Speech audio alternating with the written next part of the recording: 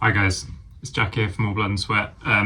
Basically, I want to do a little bit something different today. I want to have a little go at doing a like a podcast style episode. So I'm just going to talk about some general bits from the car industry, give a little bit of an insight in terms of what's going on, and give kind of my perspective and my opinion on a few things. If you like it, please share it, comment, do whatever you like, and yeah, maybe if it works well, then I can do some more, and then maybe also like talk to some other people, try and find a space where I can actually get someone else in. Excuse the hat, especially at this angle. You might miss my eyes a few times, but my hair's a mess. So, yeah, let's get going. So, I mean, I wanted to start by having a look at this new Audi Type C concept that came out. Now, initially, like, when I first saw it, to be honest with you, the first image I saw of it was this like leaked side view that you can see here. And I mean, this is the proper version from Net Car Show. Net Car Show is like a very invaluable glossary for car photos in my industry. But yeah, when I first saw it, I was like, oh, okay. Similar to a lot of other people, we kind of had this reaction of it's extremely similar to the Jaguar, which I guess is even more kind of relevant because the design director of Audi came from Jaguar Land Rover. He was more on the Land Rover side of things, I think, but I don't know. I know I wasn't in JLR. I haven't been in JLR ever. Even though I'm in the UK, it seems like a rite of passage here, but you know, I spent time, I was 5 years in Germany, sort of coming up, so I never did that path through JLR to get started in the industry, like a lot of my colleagues did. So yeah, I mean, like there's a lot of people sort of going, oh wow, look at how similar to the Type 00 this Type C is. So there's kind of, yeah, again, no names in the car industry anymore. Everything is a type or a number. Again, I don't know whether this is because of the names don't always translate well, and because of the how strong the Chinese market is right now, and has been for the last 10-15 years. I guess it kind of made sense to have everything a little bit more easily translatable, such as numbers, if you know what I mean. So this is Type C, but again, you can't get wrong with a single letter. And the Jaguar is obviously the Type 00, not Type 0. It's 2 zeros, just to differentiate it. Anyway, let's have a look at this Audi. So yeah, my first reaction when I saw the side view was actually like, I've got a Mark 1 TT. I love Audi design language from the early noughties, sort of the J. Mays, Peter Schreier, Freeman Thomas era. Like I did a whole video about it. And yeah, I love like the A8, the A2, TT, all this kind of this era of Audi. And when I first saw this side view, I was like so close, but missing the spot. But now we've got like more photos of it, and there's more photos online. When you sort of look around, look at the quarter view, some of the up and over views, I will admit I am a lot more sold on it than I was. And when you compare it to sort of modern Audis, there we go. Like this is basically the modern Audi lineup. It's like they're so busy now. Like Audis of the early noughties. I mean, Net Car Show's changed the way it's laid out. It's stuff, but let's just go sedans. How do I go further back? Sorry, join me on this. Oh, they just don't have. So I mean, like here we go. Like Cabriolets is a bad example. Hatchback's a bad example. Concepts, maybe Concepts is not a bad place to actually show you. Sort of, yeah, like when you go sort of 90s to early noughties, you got a very sort of like refined producty language, refinement in surface. Everything's kind of has a purpose to be there. And then when you go to kind of like more recent Audi, you end up in kind of like where they've been, let's say the last like 10-15 years, you've got like very busy, you might be able to see that at this scale. Let's just have a quick look. You end up with extremely busy kind of like detailing body panels everywhere. I mean, this is a concept, so they've actually been able to refine it because it's not production. But when you go and have a look at like some of the most recent production cars, you've just got insane amounts of let's just choose the Q7. You've got like loads of filled-in grills, these giant sort of random grill patterns. You've got like big sensors everywhere. You've got blocked-in areas. You've got several different light graphics. You've got crossing over blackened body panel graphics. Then you've got sort of I mean, this is refined for a modern car. You've only got 1.5 like these little bits, and then 2 light catchers. Sometimes on some cars you end up with like 17 light catchers down the side of it. So yeah, in that respect, this is a welcome departure from their current design language, and there are some elements of it that you look at and you go, oh, that's so nice. Like, so basically what I'm trying to say is I didn't like it at first, but on second glance, like a lot of things, I'm starting to really like it mostly, but I've still got some problems with it. So like I think a lot of car design these days as well, and I've said this in studios, people have scoffed at me, but don't care, is that like a lot of the sides of the cars look the same these days, and everyone's going after this like front language. What does the grille look like? What does the lights look like? What does the face look like? And they're ignoring the body side, especially in the Chinese market. It's like if you just had the side views of a lot of cars, you would just get lost in terms of whose brand is whose. It's almost impossible to tell. And I feel like this car might have fallen into, or might already be sort of like falling into that world a little bit. So yeah, I mean, like the body side to me doesn't scream Audi, and especially doesn't scream TT. I mean, when you look at like, yeah, the face, awesome. Really, like, I know it has literally an iPad Air in the middle. Like if you took an iPad Air and put an Audi logo at the top of it, that's the grille. But it's cool. Like I can shit on it and like it at the same time, you know. And yeah, there are a couple little bits that I'll get onto that I'm not a huge fan of, but as like a first stab at their new design language, I think it is really kind of like putting their foot down in the right way. I mean, it's so Mark 1 TT. Like I'll get up you know, like this is the original TT concept. Horrific photos. Don't even understand this kind of like mirrored background of this train station or wherever this is, power station. But anyway, it's quite hard to see. Maybe I'll get a photo up of like my TT.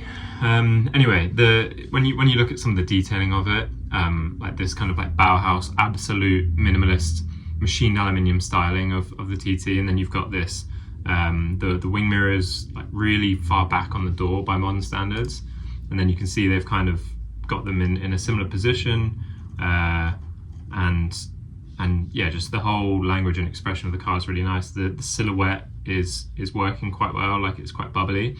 The only thing I would say is that the wheel arches are like negative if you look here, whereas I think Audis of the past and Audis that I really enjoy are more positive and more full in their section. But then maybe this is a step away from that. Yeah, I mean, like, look at how like positive and full the entire car is, and in a way it helps with the shut lines, it helps with the surface flow, it helps, but like shut lines especially when you look at how this cuts through, when you look at where some of the body lines like match up to each other and stuff. Having those fuller surfaces just really help like all the lines flow really nicely when you're trying to be this kind of like round, and when you cut through them in such a minimalist product way. Whereas like I do have an issue with some elements of this car, like just these corners. I think this is really well done on the original TT, and on this one it's not as well managed. I mean, this whole area here of the cabin is really cool, and like I've done sketches like this in the past, and directors have told me that these lines are too narrow, they're too close together and stuff. But it's like when you see it on a product delivered in terms of concept, like it works sometimes. Like it's the most narrow part of the car. A lot of people would have these lines out here sort of on the traditional rain channels and cutting through the light, but having it like border the light, it's almost quite Bugatti Veyron-esque, and it looks really cool. Again, a little bit Jaguar Type 00 with this sort of big black section at the rear with this extending, popping out diffuser vibes. Is it there or is it on the front? These kind of sit accidentally, like just really a little bit proud of I mean, these are renderings, so maybe you can't see it, but on the real car, you can see that these elements you can kind of see a little highlight there. They like sit a little bit proud of the body, or overflush, as we would say. So, and this kind of like similar vibe to what you're getting on the back of the Audi here. So yeah, I mean, like side view wise, again, like I think I almost want something a little bit more full in the body. It's meant to be kind of similar to the, like it took inspiration from the Rosemeyer concept from 2000, I think it's from. Another sort of JMA special. And yeah, you can see elements of it. You can see it with this like really thin sort of light detail. And again, just like the very like Bauhaus way of like laying out the graphics, which I think is pretty good. And then also, yeah, meant to take some inspo from the Audi Avis concept as well, which isn't a perfect concept in my opinion, to be honest. It's a bit crazy. But it showed this kind of like aluminium bubble styling that Audi was moving into. And yeah, like a lot of people kind of expected them just to do this kind of thing where they essentially, I can't scroll over to that, or can I? No. Where they essentially just kind of might like refresh old cars like the A2 in a modern way, which everyone's kind of like, yeah, it's cool, but this is when like retro futurism misses out on the futurism. It's just because it just is retro for the sake of it, because it works at the time, and it's like a retro refresh. It's like when Star Wars redoes the it's like when Star Wars redoes the CGI, you know? It's the same movie, but it's just a little bit sharper with new tech. That's basically what they've done here. And I think a lot of people thought that Audi was potentially going to do that with this Type C. So yeah, overall really cool. Also wanted to point out the interior. The interior is really well done. I mean, the interior of the original TT, let's see if I've got a photo of it in my little photo bank, is hard to beat, really. Let's go through this from our video. They need to re-release this papaya color. Audi, if you're listening, make a papaya one. And also that brings me on to the fact of also do a V6 version, please. Oh God. Let's do this somewhere else. Okay, awful photos of the interior, but anyone that knows the Mark 1 TT knows how like simple and clean the interior is. Like it's so unique. It's unique of the time, and it's still unique today, to be honest. I mean, it inspired a generation of Audi products, but it's just so architectural. And like I went into it in more detail in my TT video, but when you look at like this where they're going with this Type C concept with the interior, you can see they're trying to come back to this. They've got like these like intersecting graphics and volumes that you would find on kind of like more of a product design approach, and they've done it in a really nice, clean way that's not overly simplistic. I genuinely thought they might have some big cylinders going through the dash, very much like the original TT, but they've restrained themselves. I'm sure there was proposals with that at some point. I'm not sold on the seats, but I'm willing to have my mind changed. I love this sort of cold architectural door detailing. Here I've tried this a few times myself, like having just this like big bold straight line through the door card, and you really need a brave director to sign on to this kind of approach, and it has to suit the brand as well. I think with Audi, it definitely does, and you can't complain. So yeah, like there is one thing here where like I'll just pop into Photoshop just to show you kind of like what I mean. This little element here on the corner, I'm a little bit I kind of personally I feel like I would almost want to have this like rounded off a little bit more, and then you like because here they've got this like hard edge that sort of bleeds out towards the center of the vehicle. And my mouse is going. I'm doing a screen record. This is the first time I've ever done this. Look how crazy my mouse is going. My tablet.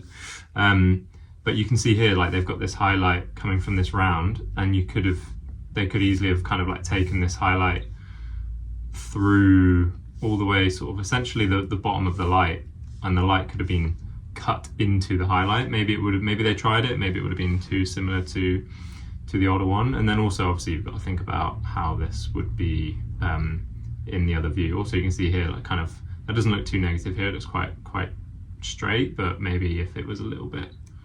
Oh, my mouse is horrible. Maybe if it was a little bit pumped here, it would be quite nice. But also, yeah, there is a risk of if you do something like that, then it could be too similar to like kind of where it was before, you know, or where the design language was in the noughties, and then people would say, oh well, you're not taking it on enough. You're not sort of taking it far enough. Because here it's just kind of like this sort of 3-point star that you got going on here. I find it to be a little bit. It kind of like captures the eye and breaks the eye a little bit. So maybe there's a way of them kind of like rounding that off, and like I said, kind of just like having these elements in that radius. So as this comes over the car, and then that just means that this this line would kind of maybe flow a little bit nicer. And then here, yeah, you could kind of have this being a little bit rounder. And I'm just being picky now, but I think overall it's great. I like this sort of negative hood element they've got going on. I'm not actually sure where that's from, like in terms of their history, but it's cool. And then yeah, I think this iPad Pro could be quite a cool feature. And I like how this is kind of stepped here, which is nice because it's you're providing the cooling for the car, and it also just creates like quite a nice brand feature without being too fussy, you know. Like if it was kind of like Audi of 10 years ago, it would have like, oh, we've got to sort of step it up here and then come across and then come down, and then we've got to do something like this, and then this goes here, and then you've got to have a chrome element here, and then don't forget the grill's got to be like this big, and it just would have ruined it. Whereas what they've done is like, to be honest, I'm being very, very, very detail-y picky, and the more I look at this car, the more I'm thinking, okay, actually maybe it is kind of chef's kiss, to be honest with you. I mean, the rear is really cool, like, and if you wanted to, you could detail this diffuser to hell. And again, maybe here it's just about a little bit of refinement of this corner. Even if you want it sharp in the middle, then you can. Okay, this brush is rubbish. Even if you want it sharp in the middle, you can kind of have it tapered out, but I guess they wanted something that's way too exaggerated. But maybe they didn't want to do that. Maybe they just wanted to have it kind of like, you know, if it comes to a point, there doesn't seem to be a lot of like growing sort of radiuses and stuff, apart from the cabin. So yeah, overall really, really impressed with it. One thing I would say again is just on my point on the body side, I think maybe this area could just have a little bit more of a brand identifier feature into it. If I sort of have a look at again sort of the side of, I mean, like look how iconic the side of the original TT is. I mean, that's the clay model with Peter Schreier over it, and yeah, this is the first production car where it's like you can't mistake that car from the side through the shut lines, especially it's just it is mostly the shut lines and the cleanliness of the surface. And this is an old press photos, you don't really see the actual like the brake in the body, but all the volumes are full and you get really nice sort of body brake here. Whereas on this one it's a little bit flat, again, a little bit Jaguar, and it's kind of, maybe the shut lines aren't as sort of iconic. I wouldn't say they're poorly managed, I think they look really good, but maybe they could be a little bit more iconic. Anyway, last point on this car, I think that I think it's meant to be based on the cancelled Cayman Boxster platform, which is interesting if true. So it means that, obviously, I mean, they talked about doing this back in the 90s, like having a collaborative platform, but Porsche wanted more power and they wanted the Audi to be lower. So it was, back then with combustion, it didn't really work out. And then these days they just platform share anyway, like with the e-tron and the Taycan. So it's interesting if this was the plan. Or if it is the plan, if they're going to put this into production, which I hope they do. Like I do want to see this on the road. I think it's good for the industry overall. But it will be interesting to see what the powertrain is. And yeah, obviously a lot of people, myself included, will be screaming for a hybrid version. And yeah, I'll get on to sort of the situation of the car industry in a minute, in terms of like why a hybrid or combustion or both would probably be a better choice for them financially or from the market perspective. Anyway, let us carry on.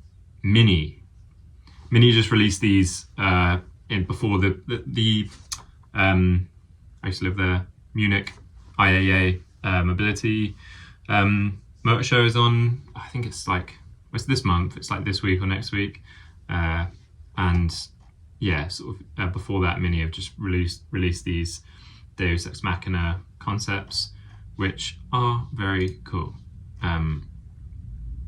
It's kind of like a study in like where they want their brand to be. You can tell like the latest design of the Mini anyway, they're going back towards a younger market, because Mini for a while now have had an older demographic than like Rolls-Royce in the BMW group. So they're trying to sort of refresh that with some youth, and by sort of making them look very racery, having like rally. They've got these like rally lights on the front. They've got the 37 from Paddy Hopkirk's Monte Carlo car, and yeah, I mean, this spoiler integrated sort of essentially looks like integrated into the roof. It's not, but it looks like it's really cool. They've taken some, even though it's a Deus collaboration, I would assume they've either used Matt Willey, or they've kind of just taken inspiration from this project that he did with Deus. Sorry for shaking it. Yeah, basically like, yeah, collaboration with Deus Ex Machina, custom livery of the historic racing Mini Cooper S. The design references Mini's storied and winning history at the Monte Carlo Rally in the 60s. I've got a little 118 model of this car, and it's one of my favorites because I love the graphic design of it. I love sort of all of these, yeah, you've got the roundels, you've got the contrasting door, you've got little pops of color. I think it's really cool, it's really cute. So it looks like they've taken some inspiration from this car, or they've used Matt Willey to do this one, or the new two, because it's not alone. There's another one. This is the combustion one, and then this is the electric one. And generally I'm not really a fan of electric cars, unless they, for many reasons I can get into another time. But I really like electric cars when they're small and they're kind of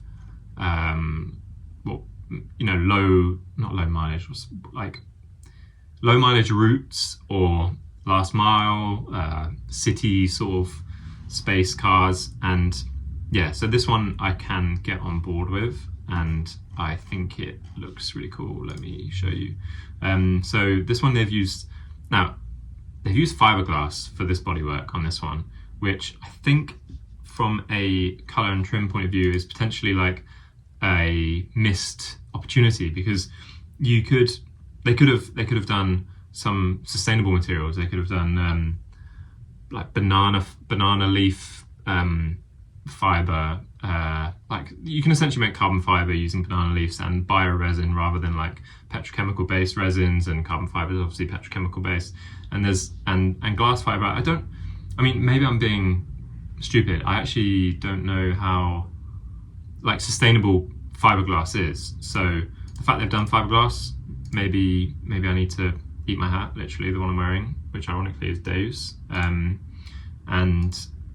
maybe it is more sustainable, but I think maybe they could have done some more sustainable thing with the materiality of it. I love that they made the spoiler out of the same sort of fiberglass material, so it's see-through. Also the roof, you can see there, it's just kind of like they removed all the headliner, so it's also see-through. I like this big elastic band over the roof, which is for the surfboards. Again, shout out to Net Car Show for the images. Oh, that was ironic. Show me the surfboards. Yeah, Net Car Show does this sometimes. Yeah, so, God, what was that car? Renault did a car many years ago, like a decade and a half ago, maybe 2 decades ago, where it was like, the rear was like full of elastic bands and stuff, and you could just like shove anything in there and it would keep it in place. So it's given this vibe with like a massive wetsuit neoprene band going across the rear. But then, yeah, there we go. So you can put your, why does that look like it's coming down? Oh, okay. So the elastic bands are on the top and the bottom of the roof. So you can put a surfboard inside and on top. Is that cool? I don't know. Maybe. That sounds quite cool, actually.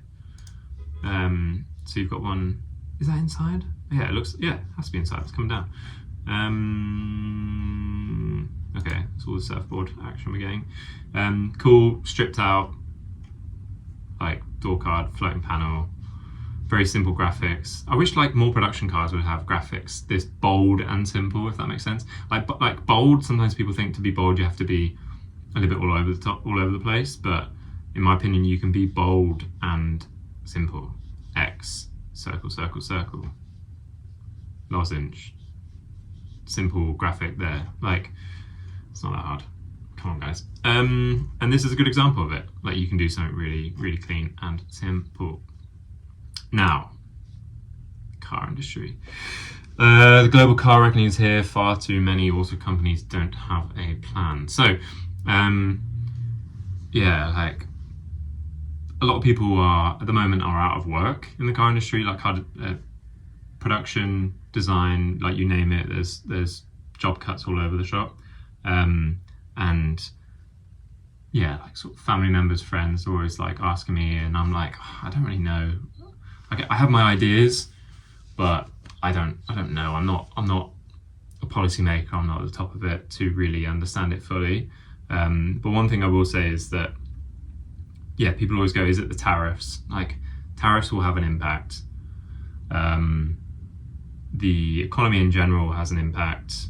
The global wars have an impact, and have done since they kicked off. Like, I remember I was going for a job at BMW when the war in Ukraine kicked off, and then BMW built a lot of cars there. They had a lot of production, like sort of tier 1 production stuff out there, and then they lost hundreds of millions in market cap overnight, so they sort of closed all their hiring.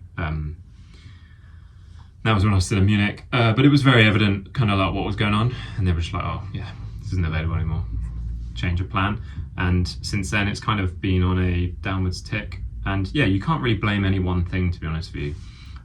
There's also the situation with kind of the Chinese market has been dominating for the last decade or so, maybe a decade and a half, and that also means that then they've taken a lot of expertise into their industry over there, which is great for them, but it means that European car manufacturers cannot compete with the price at which they can make, because of volume and many other reasons why they can make a really, really good, well-made electric car and sell it in the UK for less than 20 grand. Like, it's, European car companies just physically can't do that because of,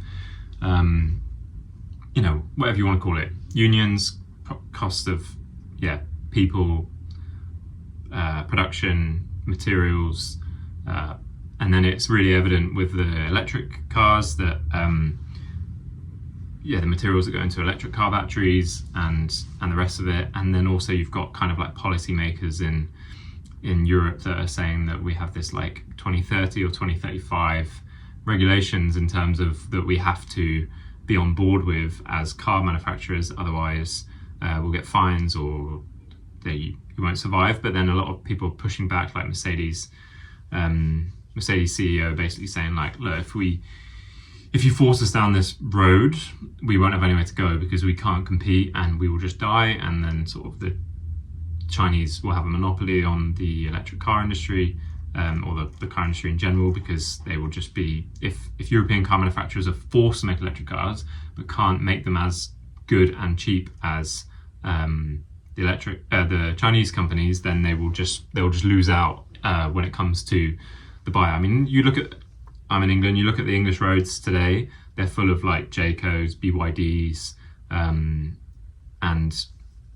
a lot of people, when there was the ability to, a lot of people were buying subsidized electric cars like the sort of BMW iXs or the Porsche Taycans, and they were filling up the roads. But then the depreciation on those cars was insane, because like my Mark 1 TT, if that was an electric car from that time, I would probably get like two miles charge on it now. And so like and then it would be like a 20 grand battery or something. Like a lot of the older EVs, and it's not always the case, like anything, like there are some Teslas from the early noughties that are still going, but overall those they don't last as long. Like pick up an old iPhone from the early noughties, it's probably not gonna have a very good battery. An old laptop, for example, like you understand it if you've been around electronics.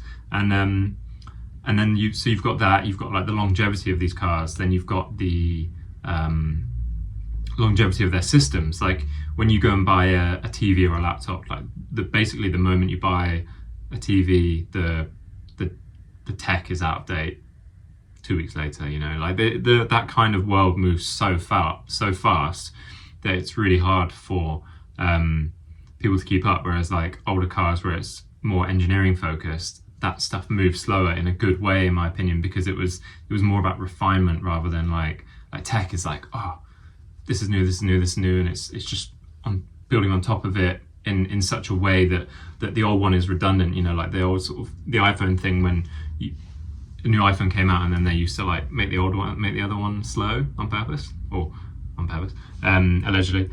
So like it's that kind of element where like, but with cars. So that's why, going back to what my point about like Taycans and BMW iXs, people were paying 130 grand for a Taycan, and now they're 25 grand, like you can find them for mid-20s for Taycans. So they're people losing almost 100 grand on these cars in 5 years or a few years, which is insane when you compare that to the combustion market or the hybrid market. So that's kind of where I was trying to get at with this thing, where it's like, yeah, Porsche kills off gas-powered Boxster and Cayman. Everyone saw it coming. They said I think they had planned the electric ones, which is what a lot of people were saying was what the Audi Type C is based on, the electric platform. Electric future, while ICE-powered 781 twins we know is dead, the Cayman and Boxster names will live on, as Porsche is currently in the midst of developing all-electric versions of both. Okay, when did this article come out? 4 hours ago. Okay, I thought I heard a week or so ago, maybe even a couple of weeks ago, that they'd killed off the electric one as well because of the Taycan and the Macan not doing so well. So it's like, what incentive do they have to pile billions of euros into an electric car when they're not going to make that back? Just as like a pure business sense isn't really there. So yeah, that's kind of why like companies like Porsche are kind of saying, well, we'll invest in sustainable fuels, net zero fuels. That the energy that's produced in using them is taking out in the process of making them. It's what Formula One will be running off completely, I think, from next year or 27 soon. It runs a lot off of it now, but they want to be completely sustained fuel and whatever. Like Goodwood has been sustained fuel revival. Like you go there and a lot of these old cars are running on synthetic fuels, like the Bentleys have it on the side, which is great. And it's good because then you can still enjoy these things, but from the past. But how does that work into the future when you look at how the market is going? And I mean, like, yeah, I had a 6-cylinder Cayman. My girlfriend's got a 4-cylinder Cayman. Both extremely fun cars, and my 6-cylinder made better fuel economy than the 4-cylinder, so it used less fuel, but it had a bigger engine. So again, it's not necessarily about what you drive, it's how you drive it. It's also the fact that just like in general driving, the 4-cylinder needs to work harder to drive normally, whereas the 6-cylinder is like just relaxed. It's like a marathon runner going for a jog versus me going for a jog. Like I'm a gym bunny, but I don't love to run. So it's kind of like, you know, I'm going to be gassed out using up loads of energy, and they're going to be like, well, I'm used to this and it's a lot easier for them. Terrible analogy. I hope you followed along. But yeah, so I don't know where this is going. I mean, this area, the kind of GT, the upper market area, will stay combustion for a while, and they will benefit from hybridization in the sense that they can do, you know, like those, like the P1, that kind of stuff where they do like, oh, we can do like 40 miles pure electric. But really the benefit is kind of in the Prius world, where it's kind of like you just end up with a combustion car essentially that has like an insane miles to the gallon because of the way the hybridization is balanced out. It's like gearing a bike, you know. It's like people who know about gearing a bike more than me can explain it. I thought that was going to be a good analogy. It didn't really work out, but I was thinking more of like I'm just gonna quit on that one right now. So yeah, I mean, like Mercedes next V8 will scream louder and sip less fuel. So like they've gone from like this completely full electric strategy to, you know, releasing a full electric G-Wagon that will only ever be bought by people with too much money in the middle of London. And it's like, going back to my point earlier about small cars being electric, stuff like the Alpine, amazing. The Mini, amazing.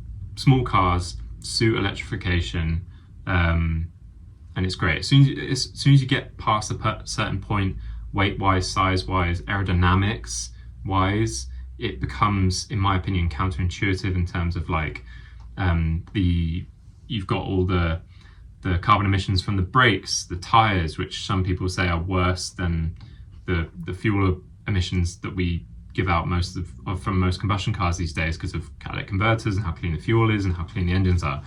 And also, like, combustion engines are still only like 20% efficient. So if we just keep, because a lot of their energy is lost in noise and heat and vibration, you know, like other stuff. So it's if we can just keep refining combustion cars, make them better. That's kind of what like a lot of the Japanese companies are doing. There was it like Mazda and Honda were coming together a couple of years ago to make a super efficient combustion engine.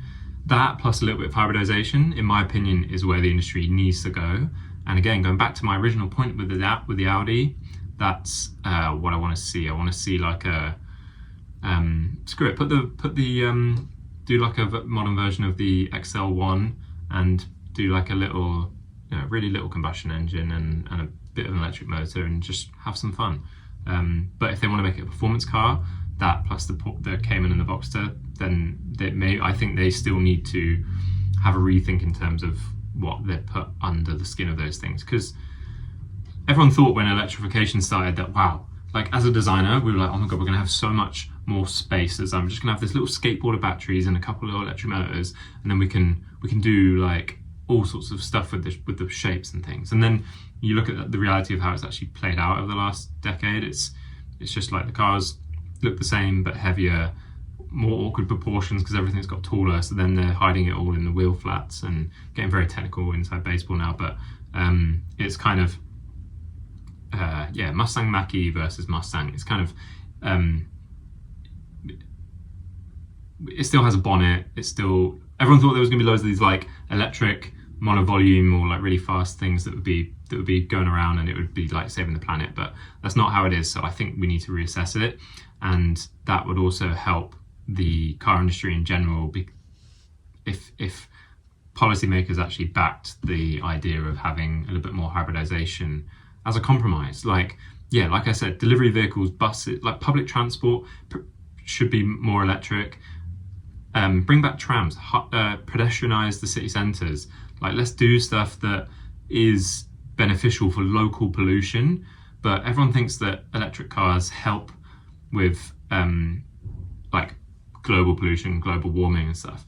But in actual fact, they don't really, just because of the mining of the metals, where does the electricity come from that you're putting to fuel it up, the infrastructure of the system, the power, like charging your vehicle at home, what it does for safety regulations, what happens if one of those, if they catch on fire, which they do occasionally and stuff, like then you've got things like, look at this after the California fires, the state of the ground after all these Teslas or all these electric vehicles caught on fire and all those metals melted into the ground, and then you've just got like almost like I don't want to say Chernobyl, that's hyperbole, but like you've got like a polluted environment because of the cars that were sat on it. Whereas like a lot of the old combustion cars, they're just metal and rubber, and the fuel is the bad part, right? And the emissions. But yeah, so like on a global perspective, you're not really saving much.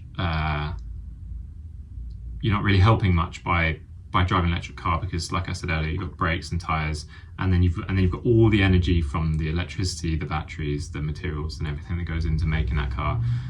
Whereas in most combustion cars, like the most sustainable cars on the road are like a combustion Rolls Royce. They're on the road for 100 years plus.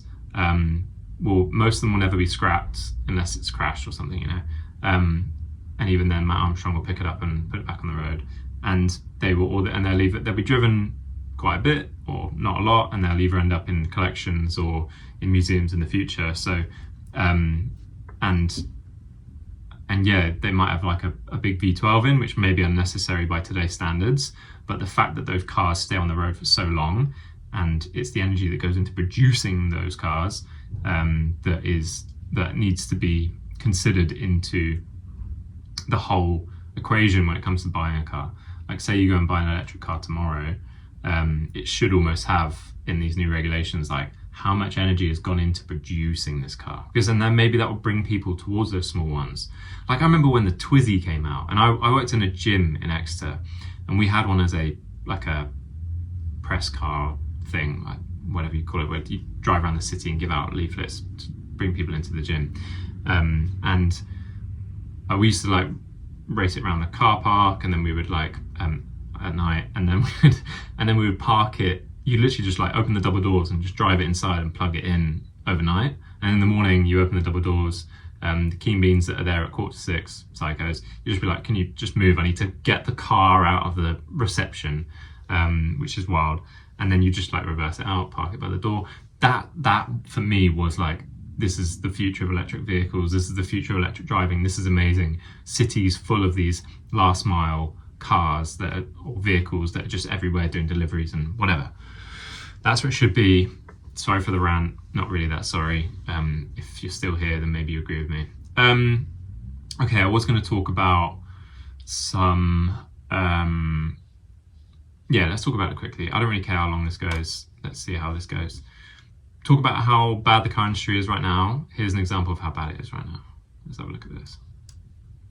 So this is some guy took a Valkyrie, which is like, in my opinion, not the best looking car from a aesthetics point of view, but it's a functionally looking car. If you know, it's like it is actually like functionally.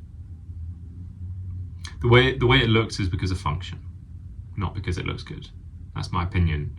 Like anything in design in the world, whatever, you might hate this patch on this hoodie or the color of it or whatever. Everyone has opinions. This is my opinion. So yeah, this guy, I think he has a jewelers, so he covered it in supercar run. He covered it in jewels, and it's just everything that's wrong with the industry at the moment. It's just like you take a £4 million car that no one will ever really use in its real capability and its real environment, and then you just cover it in gems, and everyone goes crazy. And then I just sit here and go, what's going on? And then resto modding. So resto modding is good unless you are taking something beautiful and bringing it down. I don't know the best way to say this. Like everyone hates modern cars so much that they are literally just like going back to old cars and then getting new tech put into it. So like that's why the resto mod industry right now is so incredibly profitable and arguably almost like a safer bet than regular car industry right now. But this is like a bad example of it, in my opinion. This is the Ring Brothers Aston Martin. It looks kind of great if it's for a Fast and Furious movie. Like it's like, oh wow, someone's like done up this car in a really good way for a Fast and Furious movie. But to do this to a DBS is only acceptable if that DBS was like trash. If it was like completely broken and going to be thrown away, in my opinion. Like it's, I love tasteful resto modding, and in my opinion, this is not tasteful. It's like, let's put some modern Aston seats in, which everyone knows are horrible anyway. Even though they got rid of a lot of the hatching and stuff. Some of the like other modern Aston interiors, like DB12, are really nice, but sort of from 10-15 years ago, Vanquish era, just horrific. And yeah, like I can appreciate doing the carbon work. I can appreciate all of this, but then I think they even engine swap this. So yeah, like cool if they didn't ruin, cool elements if they didn't ruin a old DBS. And I just think it went too far. I just think it's like resto mods. I even think some singers go too far, and I love a singer, but it's like I wish they could just make their own bodies or make their own chassis and not take other cars off the road. I mean, maybe I sound like a curmudgeon in my old age of 33, but it kind of goes back to like do you remember when Alpha had the 8C, which is an incredibly beautiful car. I'm gonna have to pull one up, aren't I? Alfa Romeo 8C used. Oh god, let's not go down a rabbit hole of Auto Trader. That's for another day. So anyway, Alpha made the 8C, absolutely stunning car, and beautiful, gorgeous. And then if you could give this to Disco Volante, not to Disco Volante, sorry, you could give this to Touring Superleggera, and they would, and give them 400 grand for the trouble, and they would turn it into a Disco Volante. Again, awesome car. Like, I love the Disco Volante. I think it's really cool. I think the rear end's super cool. I like the whole car, the little clipped front arches. It's a really nice little product. But if you kill an 8C for it, is it worth it? No.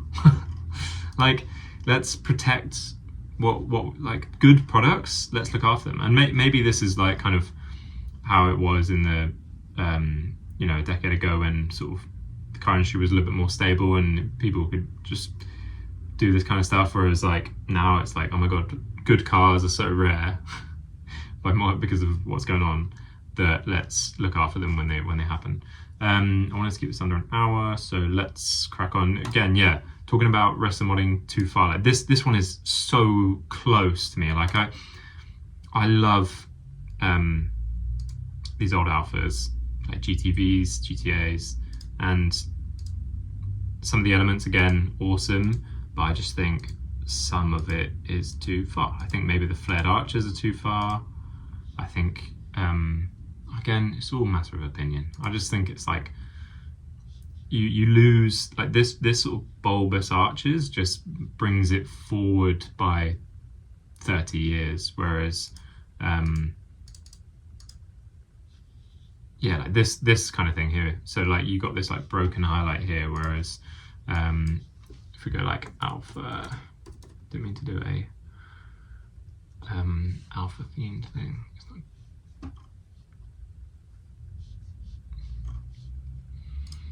Right, there we go. Kind of, so like you can see the difference. Here you've got like this positive section and another positive section, whereas originally it's just like positive and then it's flat, and it's just all about balance. I guess it's preference a little bit, but to me, I'm jumping on this. Go away. To me, I'm just going to end up, you know, alphaholics are a lot more tasteful because alphaholics like looks like the original car, and then I think maybe this Totem one has taken it too far, in my opinion. Here is, now this is a prime example of what I'm talking about retro modding done right, because I mean, it's fine, it's not even retro modding, it's retro-futuristic design. You take a product that was uber successful that you have a history with, i.e. Gordon Murray created the McLaren F1, we all know the story of that, and then now he's done this Gordon Murray, what's it called, the S1 LM. So it's got like a sort of a long Le Mans tail of the F1, and it's unmistakably F1, but it's completely ground up Gordon Murray based on the T50 with the fan removed, which, like, I appreciate the tech of the fan, but aesthetically I really didn't like it. So like this to me is just sort of peak automotive design in the moment, because I think automotive design peaked in the 2010, you know, Murcielago and Ford GT before that, 05, like, you know, that kind of era for me, because it was like a lot of the design styling had reasoning, or a lot of the vents had reasoning and stuff, and then you move into modern day and all the vents are blocked off and it's just all graphic and stuff. So this is like, sorry if it's cropped off, but pure, can I make it smaller? Pure functionality, and it's like, it suits a modern design language. Like it's updated without being kitsch. It's updated without being tacky. Yeah, I mean, like, arguably the lights, I'm sure they're gonna have to pop up or do something to be road legal, because that's just not big enough. And I quite like the balance of the old lights of the F1. Like the old lights of the F1 are massive. Like if you spend time around one, like you realize they're actually quite big, but they suit the car. They're really well balanced. Peter Stevens did an amazing job on it. But yeah, this thing's really cool. I love that. I love this kind of like color dipped gradient as it goes into the engine bay of the Scoop. Just like subtle stuff where you take a design, you bring it into the modern age, but you don't kill an old one to do it. Imagine if you had to give them a McLaren F1 to turn into this product. People would still do it because of exclusivity and because money doesn't equal sense, but it would ruin the F1 as a product. Whereas this one, yeah, it's 15 million people, but a McLaren F1 is what, 25, 30 these days. So like, you're getting a brand new product that probably has less squeaky brakes. And a lot of people say the T50, or people more experienced driving than me, say the T50 is arguably a better car than the F1. And so it's essentially got the driving dynamics and road holding ability of the T50, but it looks like an F1 in a modern way. And yeah, you've got these like this design element, the way that these radiuses are, it's very of the now, but yeah, awesome. One last little fun thing just to go out on. I want this. Talking about all this stuff in the industry. This stretched Rolls-Wagon Beetle cost more than a Lamborghini Miura. Yeah, let's just have some fun, shall we? Let's do some more fun stuff in the industry. I almost want this as like a wedding car or something. Just awesomeness, and yeah, that's it. So that's my first podcast episode. Again, it's long. If you don't like it, you probably left ages ago. If you're still here, then thank you, and I appreciate it. Please engage, leave a comment. I'll try and read them, although sometimes they're negative, and I'm just like, I just want to do the videos, do the work. If you want to debunk anything I say or rebuke anything I say, then do your own videos, you know, and maybe I'll watch it, maybe I won't. But it's like, that's the beauty of putting yourself out there online, is like trying not to care about the feedback, and just, yeah, being open with you guys. Like, it's the internet's not the most friendly place, so if you feel friendly, leave a nice comment. If not, then whatever. Yeah, please subscribe, share with your friends, and if you like the podcast format and me talking about my industry and getting a little bit more in depth and in detail, then please let me know. Like, I try and be honest. I'm trying not to like whistleblow or say too much stuff about the industry, if you know what I mean. And I'm just trying to be like nice and open with the like the designers of stuff as well, because also, like, one thing that's important is I haven't been in the studio when they've been making that product. I've been in other studios making other products. I understand what it's like, the politics of the studios, the politics of leadership. Like, some decisions are made just for, you know, swinging competitions, and some decisions are made that the designer, you're just trying to do the best job you possibly can. Oh, and one more thing I will go out on actually is to celebrate the designers. I actually don't know who did these sketches, because most designers aren't allowed to sign them anymore. I don't remember why, but it just happened that way. But yeah, really cool sketches. Nice to see loose stuff and no AI. That was the other thing I want to talk about with the industry earlier. It's just the AI stuff, but I'll get into that another day. Super cool.